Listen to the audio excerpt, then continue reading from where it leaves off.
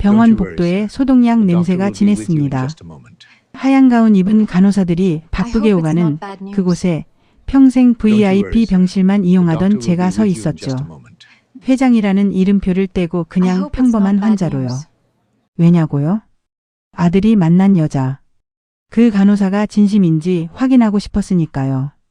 속으로 생각했습니다. 돈을 보는 건지 내 아들을 보는 건지 내 눈으로 직접 확인하겠어. 까칠한 환자 연기를 하기로 마음먹었습니다. 투정도 부리고 트집도 잡고 일부러 힘들게 굴면서요. 그렇게 그녀의 본 모습을 끌어내려 했죠. 그런데 이 이야기를 끝까지 들으시면 누가 누굴 시험한 건지 헷갈리실 겁니다. 따뜻한 손길 한 번에 무너진 회장의 자존심 이야기. 시작 전에 구독 눌러주시면 오늘 하루 좋은 일이 생길 거예요. 그날 아침 비서가 커피를 건넬 때였습니다. 컵을 받는 순간 손이 미세하게 떨렸어요. 거짓말 같았죠. 평생 건강만 믿고 살아온 내가 손이 떨린다니. 사실 며칠 전부터 이상했습니다. 아침에 일어나면 온몸이 납덩이처럼 무거웠고 등 뒤쪽에서 둔한 통증이 계속 따라왔어요. 처음엔 그냥 피곤한 거라고 생각했습니다. 회사 일이 많았으니까요. 신규 사업 계약건도 있었고 주주총회 준비도 해야 했죠. 하지만 점점 심해졌습니다. 식사 후엔 명치 끝이 쿡쿡 쑤셨고 밤에는 식은땀이 등을 타고 흘렀어요. 그래도 병원은 가기 싫었습니다. 무서웠으니까요.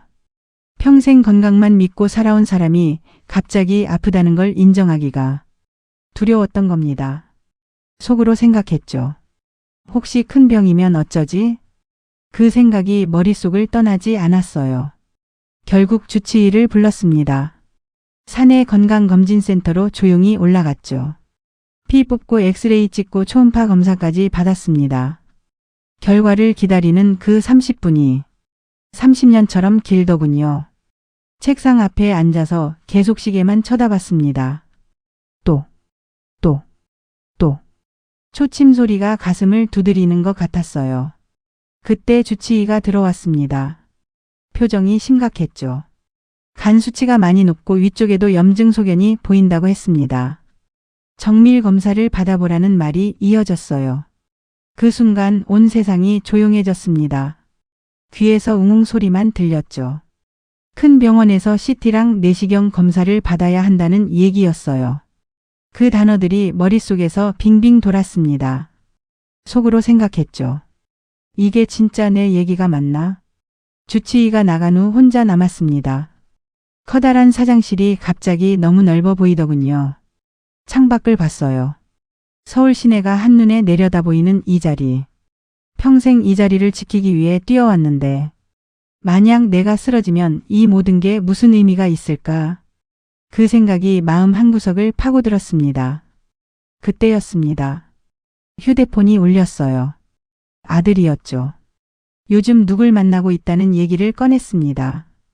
아직 소개해드리긴 이르다면서 조금 더 지켜본 다음에 말씀드리겠다고 했어요. 나는 물었습니다. 무슨 일하는 사람이냐고. 전화 너머로 아들이 잠깐 망설이는 게 느껴졌습니다. 병원에서 일한다고 했어요. 간호사라고. 간호사. 그 단어를 듣는 순간 뭔가 복잡한 감정이 올라왔습니다.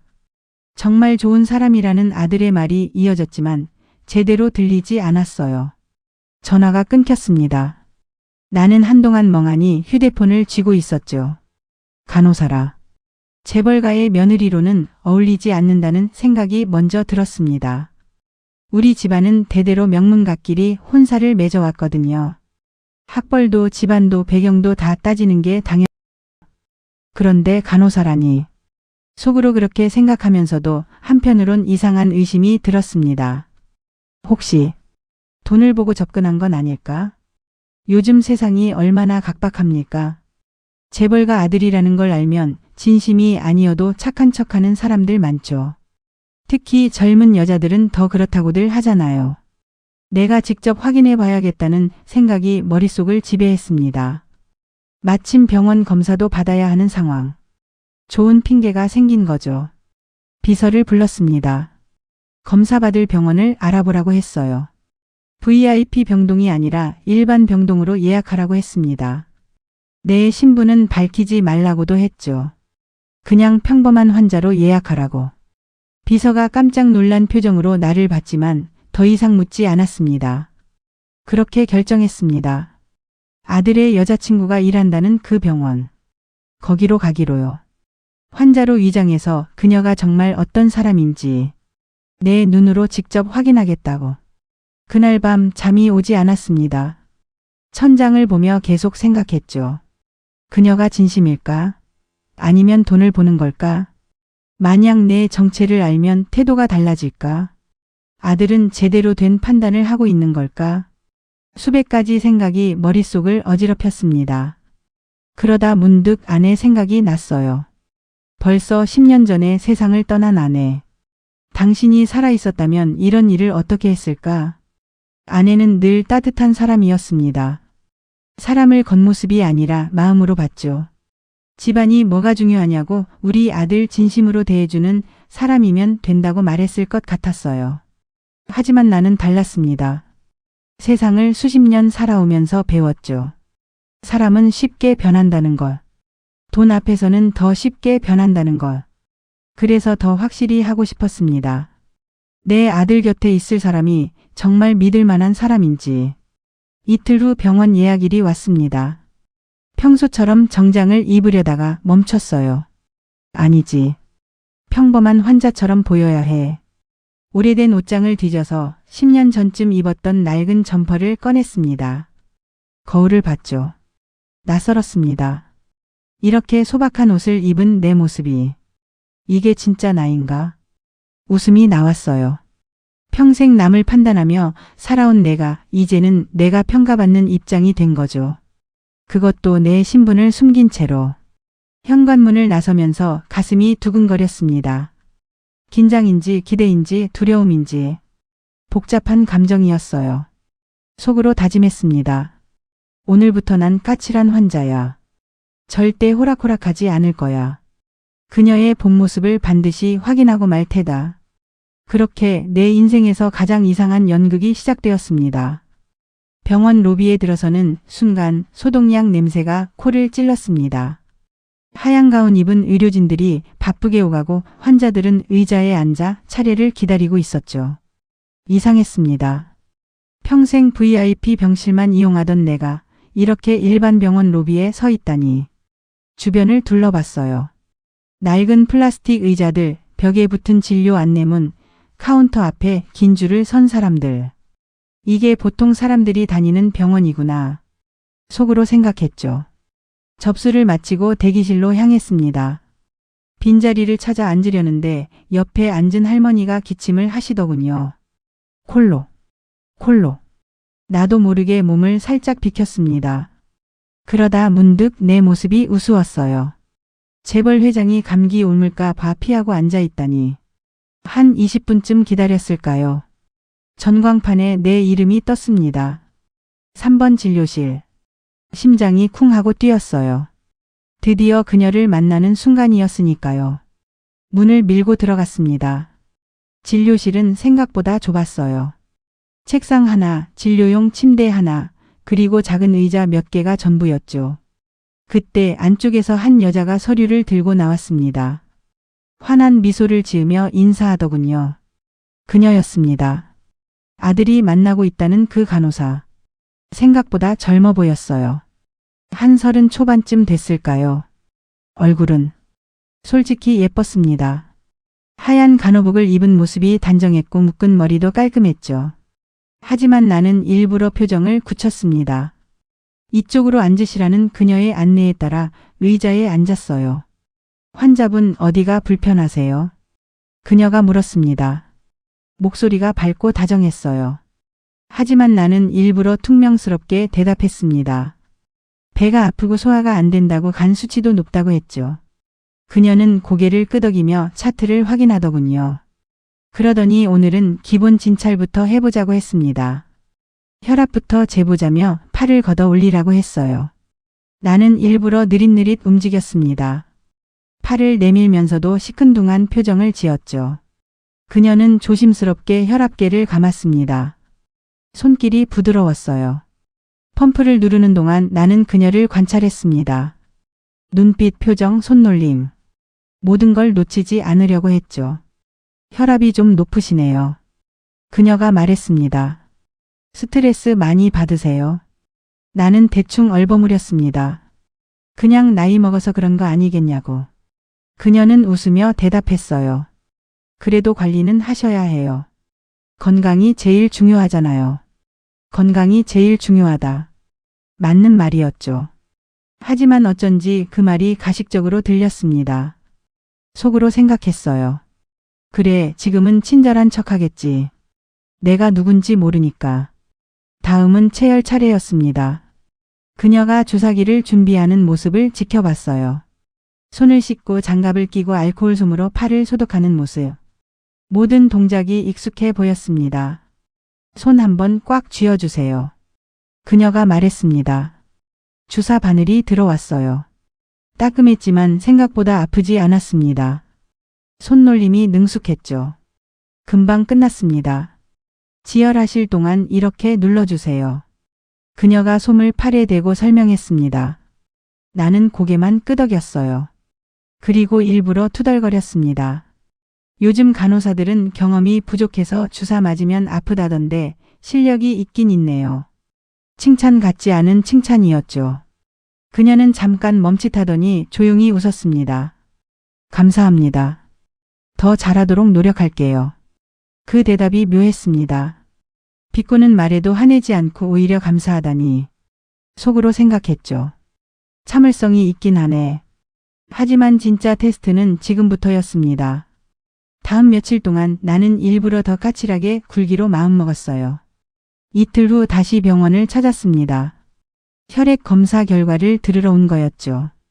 그녀가 반갑게 인사했습니다. 다시 오셨네요. 결과 나왔어요. 서류를 펼쳐 보이며 설명하기 시작했어요. 간 수치가 여전히 높고 염증 수치도 있다는 내용이었습니다. 약 처방을 받으시고 일주일 후에 다시 검사해 보자고 했죠. 나는 일부러 불평을 늘어놓았습니다. 약을 먹어도 나아지지 않으면 어떻게 하냐고, 부작용은 없냐고. 그녀는 차분하게 설명했습니다.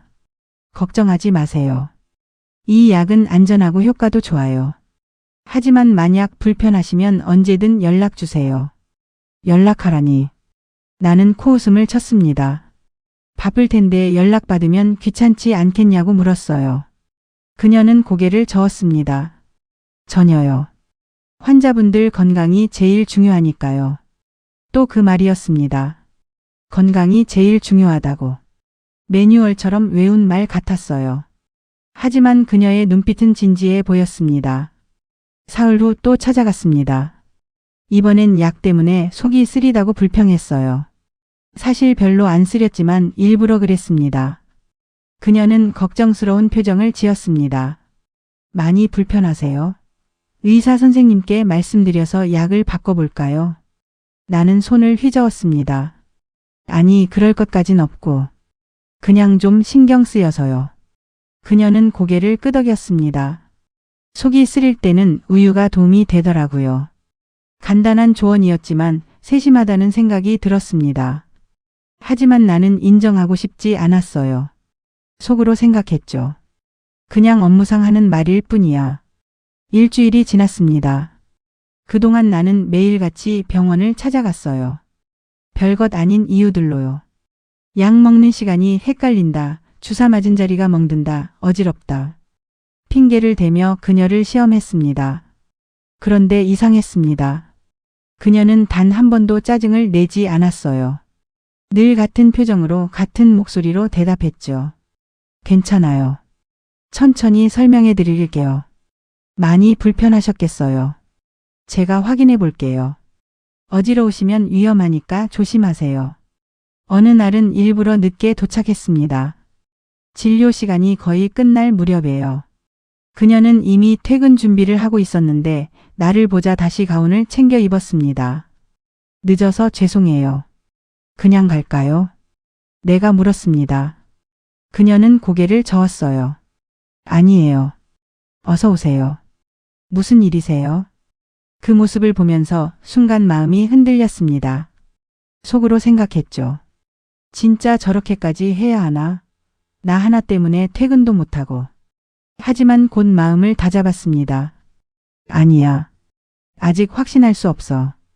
더 지켜봐야 해. 그날 집으로 돌아오는 길이었습니다. 차 안에서 창밖을 보며 생각했어요. 그녀는 정말 친절했습니다. 까칠하게 굴어도 불평을 늘어놓아도 늦게 찾아가도 단 한 번도 불쾌한 표정을 짓지 않았죠. 하지만 그게 진심일까요?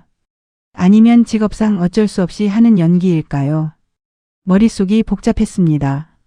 그리고 무엇보다 왜인지 그녀 앞에서 까칠하게 구는 내 모습이 점점 불편해지고 있었습니다. 양심이 찔렸던 걸까요? 아니면 그녀의 따뜻함이 나를 흔들고 있었던 걸까요? 잘 모르겠습니다. 다만 한 가지는 확실했습니다. 그녀는 내가 예상했던 것보다 훨씬 강한 사람이었습니다. 그리고 그 강함은 차가움이 아니라 따뜻함에서 나오는 것 같았어요. 다음 날도 병원에 갔습니다. 이번엔 정말 몸이 좀 안 좋았어요. 전날 밤 잠을 설쳐서 그런지 어깨가 뻐근하고 머리가 지끈거렸죠. 그녀가 얼굴을 보더니 물었습니다. 오늘 컨디션이 안 좋아 보이세요. 많이 피곤하세요? 나는 대충 대답했습니다. 그냥 좀 그래요. 그녀는 잠시 망설이더니 조심스럽게 말했습니다. 혹시 요즘 스트레스 받으시는 일 있으세요? 그 질문에 나도 모르게 멈칫했습니다. 스트레스.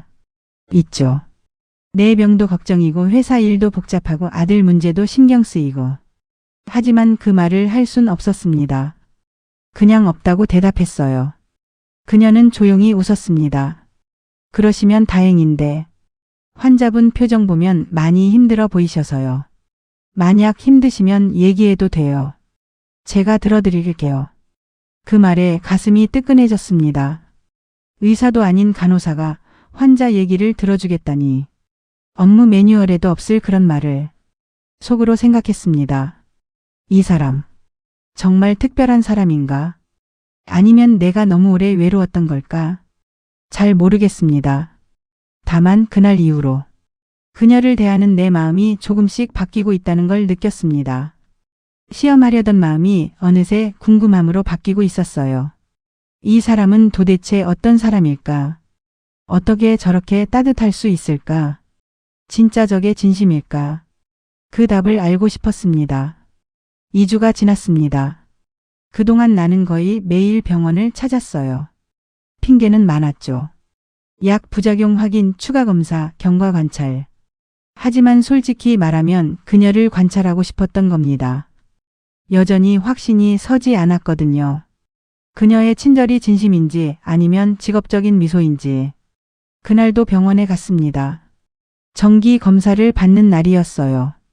대기실에 앉아 있는데 옆에서 한 젊은 엄마가 아이를 달래고 있었습니다. 아이가 주사를 맞기 싫다고 울고 있었죠. 엄마는 난처한 표정으로 아이를 안고 있었어요.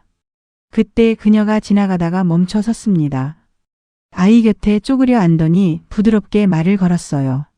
아이의 눈높이에 맞춰서 천천히 달래는 모습이었죠. 잠시 후 아이가 울음을 그쳤습니다. 그녀가 건넨 작은 스티커를 받아들고 조용히 고개를 끄덕였어요. 엄마는 연신 고맙다고 인사했습니다. 그녀는 웃으며 괜찮다고 우리 꼬마 정말 용감하다고 말했죠. 그 모습을 지켜보며 나는 생각했습니다. 저건 연기가 아니야. 자기 일도 아닌데 굳이 멈춰서 아이를 달래주는 모습. 저건 타고난 성품이구나. 가슴 한편이 따뜻해졌습니다. 내 차례가 됐어요. 진료실로 들어가니 그녀가 반갑게 맞이했습니다. 오늘은 체열을 다시 해야 한다고 했어요. 이전 검사 결과가 좀 애매해서 재검사가 필요하다는 거였죠.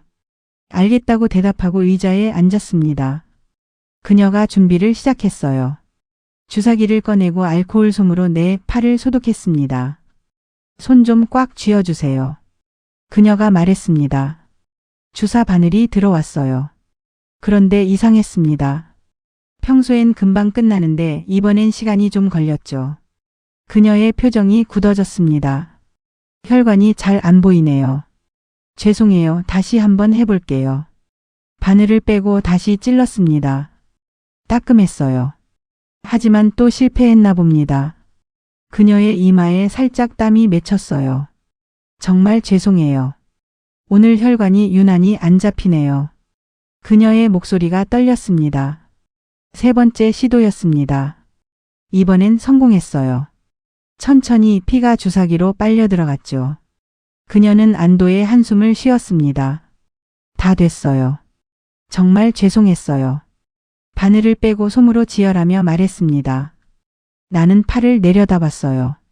3번이나 찔린 자리가 빨갛게 부어올라 있었죠. 사실 좀 아팠습니다. 평소에 나라면 분명 뭐라고 했을 거예요. 이게 뭐냐, 실력이 이 정도밖에 안 되냐고. 하지만 그날은 달랐습니다. 그녀의 표정을 보니 뭐라고 할 수가 없었어요. 그녀는 정말 미안해하고 있었습니다. 얼굴이 창백해질 정도로. 괜찮아요. 내가 먼저 말했습니다. 이런 날도 있는 거지. 별일 아니에요. 그 말에 그녀가 고개를 들었습니다. 눈이 촉촉이 젖어 있었어요. 감사합니다. 정말 죄송해요. 그녀가 작은 목소리로 말했습니다. 그리고는 조심스럽게 내 손을 살짝 잡았습니다. 많이 아프셨죠? 제가 잘못했어요. 그 순간 이상한 감정이 밀려왔습니다. 따뜻한 손길. 진심 어린 사과. 내가 언제 마지막으로 이런 걸 느꼈... 아내가 세상을 떠난 후 10년 동안 누구도 내 손을 이렇게 잡아주지 않았습니다. 사람들은 나를 회장님이라고 불렀고 고개를 숙였고 존대했지만 진짜 사람 대 사람으로 대해준 사람은 없었어요. 그런데 이 젊은 간호사가 내 손을 잡고 있었습니다. 미안하다고 아팠겠다고 말하면서 가슴이 먹먹해졌어요. 눈가가 뜨거워졌습니다. 나도 모르게 눈을 감았죠. 속으로 생각했습니다. 이게 진심이구나. 진짜 사람의 온기구나. 내가 뭘 하고 있었던 거지? 이 사람을 시험한다고 연기하고 있었던 나는 도대체 뭐였던 거지? 한참을 그렇게 있었습니다. 그녀는 내 손을 놓지 않았어요. 괜찮으실 때까지 기다려 주었죠. 정신을 차리고 눈을 떴습니다. 그녀가 걱정스러운 눈으로 나를 보고 있었어요. 많이 힘드세요? 잠깐 쉬다 가실래요? 나는 고개를 저었습니다. 아니요. 괜찮아요. 그냥 좀 피곤했나 봐요. 그녀는 고개를 끄덕이며 물 한 컵을 가져다 주었습니다. 천천히 드세요. 오늘은 무리하지 마시고 쉬세요. 물을 마시며 나는 그녀를 다시 봤습니다. 평범한 간호복을 입은 평범한 얼굴의 젊은 여자. 하지만 그 안에 담긴 따뜻함은 평범하지 않았습니다. 문득 궁금해졌어요. 이 사람은 왜 이렇게 따뜻할까? 무엇이 이 사람을 이렇게 만들었을까? 집으로 돌아오는 길 차 안에서 계속 생각했습니다. 그녀의 손길이 자꾸 떠올랐어요. 따뜻하고 부드럽고 진심 어린 그 손길. 비서에게 물었습니다. 저 병원 간호사들 평소에 환자 손 잡아주나? 비서가 고개를 갸우뚱했어요. 글쎄요. 제가 알기론 일반적이진 않은데요. 왜요? 아니 그냥. 나는 대충 넘어갔습니다. 하지만 속으로는 알고 있었죠. 그녀만의 따뜻함이었다는 것. 그날 밤 잠이 오질 않았습니다. 천장을 보며 누워있는데 자꾸 그녀 생각이 났어요. 그리고 문득 궁금해졌습니다. 아들은 저 사람의 어떤 모습을 좋아하게 됐을까? 혹시 나처럼 저 따뜻함의 마음을 뺏긴 걸까? 이상했습니다. 처음엔 그녀를 의심했는데 이제는 오히려 내가 궁금해진 거예요. 며칠 후 다시 병원을 찾았습니다. 이번엔 진짜 몸이 좀 안 좋았어요. 밤새 배가 아파서 거의 잠을 못 잤거든요. 진료실에 들어가니 그녀가 깜짝 놀란 표정을 지었습니다. 얼굴이 너무 안 좋으세요. 많이 아프세요? 배가 계속 아프다고 말했습니다. 그녀는 당장 의사 선생님께 말씀드리겠다며 서둘러 나갔어요. 잠시 후 의사가 왔습니다. 진찰을 받고 추가 검사를 하기로 했죠. 초음파 검사실로 이동했습니다. 그녀가 휠체어를 가져왔어요. 힘드실 텐데 타세요. 제가 모셔드릴게요. 나는 괜찮다고 했지만 그녀는 고집을 부렸습니다. 환자분 몸이 우선이에요. 제발 말 좀 들으세요. 그 단호한 목소리에 나도 모르게 웃음이 났어요. 결국 휠체어에 앉았습니다. 그녀가 휠체어를 밀며 복도를 지나갔죠. 천천히 조심스럽게. 복도를 지나가며 그녀가 말했습니다. 요즘 너무 무리하시는 거 아니에요? 자주 오시잖아요. 건강이 안 좋으면 푹 쉬셔야 해요. 나는 대답 대신 물었습니다. 당신은 왜 그렇게 친절하게 대하나요? 그녀가 잠시 멈칫했습니다. 휠체어가 멈춰섰어요. 잠시 침묵이 흘렀습니다. 그리고 그녀가 조용히 말했습니다. 예전에 엄마가 아프셨거든요. 목소리가 조금 떨렸어요. 병원에 자주 다니셨는데 아무도 엄마 손 잡아주지 않더라고요. 다들 바빴고 차가웠고 업무적이었어요. 엄마는 그게 너무 외로우셨대요. 나는 아무 말도 하지 못했습니다. 그녀의 이야기를 들으며 가슴이 아렸어요. 그래서 그때 다짐했어요. 그녀가 계속 말했습니다. 아픈 사람의 손은 내가 꼭 잡아주겠다고. 아픈 사람이 외롭지 않게 내가 곁에 있어주겠다고. 그 말을 듣는 순간 눈물이 날 것 같았습니다. 이 사람은 진짜였습니다. 돈도 집안도 배경도 관심 없는 사람이었어요. 그냥 아픈 사람 곁에 있어주고 싶은 따뜻한 사람이었습니다. 속으로 생각했죠. 내가 얼마나 어리석었던 거지. 이렇게 좋은 사람을 의심하다니. 그날 초음파 검사를 받고 약을 처방받았습니다. 그녀는 끝까지 내 옆에 있어줬어요. 약 먹는 방법을 설명해주고 주의사항을 알려주고 불편한 게 있으면 언제든 연락하라고 했죠. 그리고 마지막으로 말했습니다. 너무 걱정하지 마세요. 곧 나아지실 거예요. 그 말이 묘하게 위로가 됐습니다. 의학적인 설명이 아니었는데도 그냥 한 사람이 다른 사람을 걱정하는 진심이 느껴졌으니까요. 집으로 돌아오며 결심했습니다. 이제 그만 연기를 끝내야겠다고. 더 이상 그녀를 시험하지 않겠다고. 그리고 아들에게 말해야겠다고. 내가 만난 사람. 정말 좋은 사람이라고. 아빠가 직접 확인했다고. 그날 밤 오랜만에 편하게 잠들었습니다. 마음 한편에 놓여있던 무거운 돌이 사라진 것 같았어요. 하지만 한 가지 걱정이 있었습니다. 그녀가 나중에 내 정체를 알게 되면 어떻게 반응할까? 내가 회장이라는 걸 알면 실망할까? 환자 행세를 하며 그녀를 시험한 걸 알면 화를 낼까? 그 생각에 다시 잠이 오지 않았습니다. 하지만 이미 늦었습니다.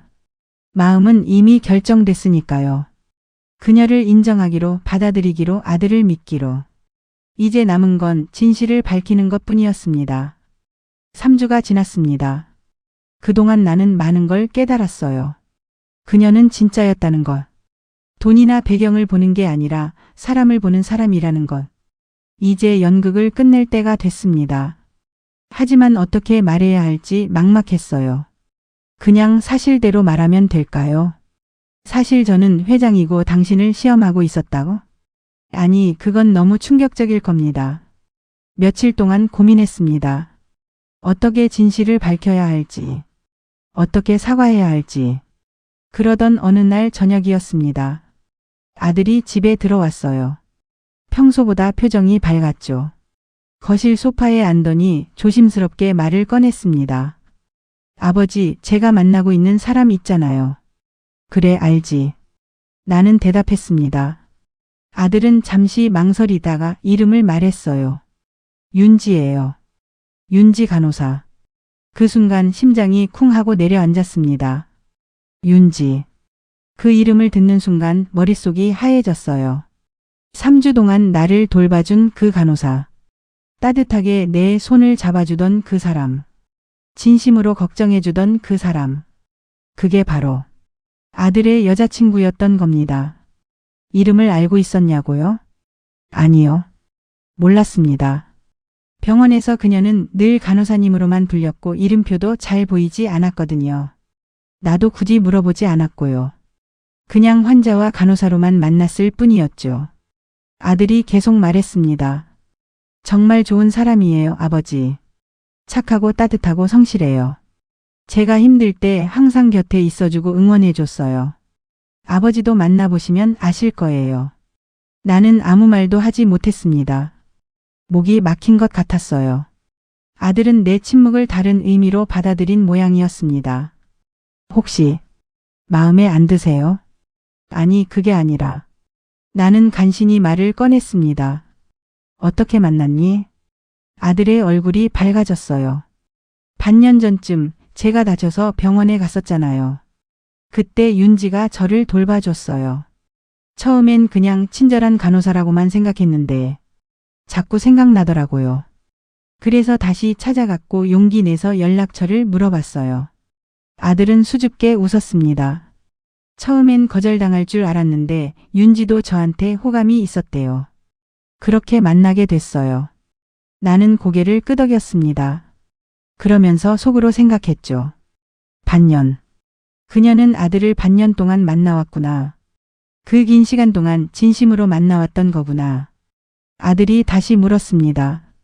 아버지 한번 만나보실래요? 윤지도 아버지 뵙고 싶어 해요. 그 말에 가슴이 철렁했습니다. 만나다니. 지금 당장은 무리였어요. 나는 어떻게 그녀를 마주봐야 할까요? 환자로 만났던 사람이 사실은 아들의 여자친구였다는 걸 알게 된 지금. 일단 시간을 좀 달라고 했습니다. 회사 일이 바빠서 조금 있다가 만나자고. 아들은 아쉬운 표정이었지만 알겠다고 했어요. 그날 밤 잠들 수가 없었습니다. 머릿속이 복잡했어요. 윤지. 그녀의 얼굴이 계속 떠올랐습니다. 환하게 웃으며 인사하던 모습. 조심스럽게 내 손을 잡아주던 모습. 진심으로 걱정해주던 모습. 그리고 문득 부끄러워졌습니다. 나는 그녀를 시험했어요. 의심했고 까칠하게 굴었고 일부러 힘들게 했죠. 그런데 그녀는 끝까지 따뜻했습니다. 한 번도 화내지 않았고 짜증내지 않았고 친절했어요. 그게 다 진심이었던 겁니다. 아들을 사랑하는 그 마음으로 모든 환자를 대했던 거예요. 속으로 생각했습니다. 내가 정말 어리석었구나. 사람을 겉모습으로 판단하고 집안으로 평가하고 의심부터 했던 내가. 아내가 살아있었다면 뭐라고 했을까? 분명 이렇게 말했을 겁니다. 당신 부끄러운 줄 알아야 해요. 저렇게 좋은 사람을 의심하다니. 눈물이 날 것 같았습니다. 다음 날 아침 결심했습니다. 병원에 가서 그녀에게 모든 걸 밝히기로. 사과하기로. 그리고 아들의 여자친구로 다시 만나기로. 회사에 가지 않고 바로 병원으로 향했어요. 차 안에서 계속 생각했습니다. 뭐라고 말해야 할까? 어떻게 시작해야 할까? 병원에 도착했습니다. 익숙한 복도를 지나 진료실로 향했어요. 심장이 쿵쾅쿵쾅 뛰었습니다. 긴장됐어요. 문 앞에 섰습니다. 손을 들어 노크하려는데 손이 떨렸어요. 잠시 망설이다가 용기를 냈습니다. 똑똑. 안에서 그녀의 목소리가 들렸습니다. 들어오세요. 문을 열고 들어갔습니다. 그녀는 서류를 정리하고 있었어요. 고개를 들더니 환하게 웃었습니다. 어서 오세요. 오늘은 무슨 일로? 그러다 말을 멈췄습니다. 내 표정을 보더니 걱정스러운 얼굴이 됐어요. 많이 안 좋아 보이세요. 어디 불편하세요? 나는 천천히 고개를 저었습니다. 아니요. 오늘은 얘기하러 왔습니다. 얘기요? 그녀가 의아한 표정을 지었어요. 의자를 권하며 앉으라고 했습니다. 나는 의자에 앉았습니다. 그녀도 맞은편에 앉았어요. 잠시 침묵이 흘렀습니다. 나는 천천히 입을 열었습니다. 사실 제가 누군지 밝혀야 할 것 같아서요. 그녀가 고개를 갸우뚱했습니다. 저는 김민준이라고 합니다. 민준 씨의 아버지예요. 그 순간 그녀의 얼굴이 하얗게 변했습니다. 눈이 커지고 입이 벌어지고 숨이 멈춘 것 같았어요. 네? 그녀가 작은 목소리로 물었습니다. 나는 고개를 끄덕였습니다. 민준이가 만나고 있다는 윤지 씨. 당신이죠? 그녀는 아무 말도 하지 못했습니다. 그저 멍하니 나를 바라볼 뿐이었어요. 나는 계속 말했습니다. 처음부터 알고 있었습니다. 아들이 간호사를 만난다고 했을 때 확인하고 싶었어요. 그래서 환자로 위장해서 이곳에 왔습니다. 그녀의 눈에 눈물이 고였습니다. 당신이 진심인지 아니면 우리 집안을 보는 건지 알고 싶었어요. 그래서 일부러 까칠하게 굴었고 시험했습니다. 그녀가 손으로 입을 막았습니다. 눈물이 뺨을 타고 흘렀어요. 나는 고개를 숙였습니다. 정말 죄송합니다. 당신을 의심했던 것, 힘들게 했던 것 모두 사과드립니다. 진료실이 조용했습니다. 시계 소리만 똑딱똑딱 들렸어요. 한참 후 그녀가 입을 열었습니다. 목소리가 떨렸어요. 그럼 그동안 저를 시험하신 거였어요? 네, 저는 그냥 한 명의 환자인 줄 알았어요. 알아요. 정말 미안합니다. 그녀가 고개를 저었습니다. 눈물을 닦으며 작은 목소리로 말했어요. 민준 씨가 제가 간호사라는 걸 말했을 때 걱정했었어요. 부모님이 반대하실 것 같다고. 집안이 다르고 배경이 다르다고. 그래서 열심히 준비했어요. 인사드릴 때 실수하지 않으려고 예의 범절도 배우고 옷차림도 신경 쓰고. 그녀의 목소리가 점점 작아졌습니다. 근데 이미 만나고 계셨네요. 환자로. 나는 아무 말도 하지 못했습니다. 가슴이 아팠어요. 그녀가 얼마나 긴장했을까? 얼마나 준비했을까? 그런데 나는 이미 그녀를 의심하고 시험하고 있었던 겁니다. 정말 죄송합니다. 내가 다시 말했습니다. 하지만 한 가지는 알아주세요. 그녀가 고개를 들었어요. 나는 그녀의 눈을 똑바로 보며 말했습니다. 당신은 통과했어요. 아니, 통과를 넘어서 제 마음을 완전히 바꿔놨습니다. 당신의 따뜻함, 진심, 인내심, 모든 게 진짜였어요. 그래서 이렇게 고백하러 왔습니다. 당신이 우리 아들 곁에 있어줘서 정말 감사하다고. 그녀의 눈에서 눈물이 또 흘렀습니다. 하지만 이번엔 조금 다른 눈물 같았어요. 저 정말 괜찮을까요? 그녀가 물었습니다. 제가 민준 씨 곁에 있어도 괜찮을까요? 나는 고개를 끄덕였습니다. 그리고 일어나서 그녀에게 다가갔어요. 손을 내밀었습니다. 다시 만나서 반갑습니다. 이번엔 환자가 아니라 아버지로서요. 그녀가 손을 내밀었습니다. 떨리는 손이었지만 따뜻했어요. 우리는 악수를 나눴습니다. 그리고 나는 말했습니다. 고맙습니다. 내 아들을 사랑해줘서. 그리고 이 까칠한 환자를 참아줘서. 그녀가 웃었습니다. 눈물 젖은 얼굴로 환하게 웃었어요. 그 순간 나는 확신했습니다. 이 사람이라면 괜찮겠다고. 내 아들 곁에 이 사람이 있다면 우리 가족은 행복할 거라고. 며칠 후 공식적인 만남이 있었습니다. 이번엔 우리 집에서요. 윤지가 정장을 입고 왔어요. 긴장한 얼굴이었지만 밝게 인사했습니다. 안녕하세요, 회장님. 나는 손을 내저었습니다. 회장님은 무슨? 그냥 아버님이라고 부르세요. 그녀가 놀란 표정을 지었어요. 아들이 옆에서 웃으며 말했습니다. 아버지가 윤지 정말 마음에 들어 하셔. 그날 저녁 우리는 함께 식사를 했습니다. 윤지는 조심스럽게 음식을 먹으며 이런저런 이야기를 했어요. 병원에서의 일, 환자들과의 에피소드, 앞으로의 꿈. 이야기를 들으면서 나는 생각했습니다. 이 사람은 정말 순수하구나. 돈이나 명예보다 사람을 더 소중히 여기는 사람이구나. 식사 후 윤지가 조심스럽게 물었습니다. 그때 정말 몰랐어요. 회장님이신 줄. 나는 웃으며 대답했습니다. 다행이었죠. 몰랐으니까. 만약 알았다면 아마 당신도 긴장해서 다르게 행동했을 거예요. 하지만 몰랐기에 진짜 당신을 볼 수 있었어요. 그녀가 고개를 끄덕였습니다. 그리고 조용히 말했어요. 저는 그냥 한 분 한 분 소중하게 대하려고 노력했을 뿐이에요. 나는 그녀의 손을 잡았습니다.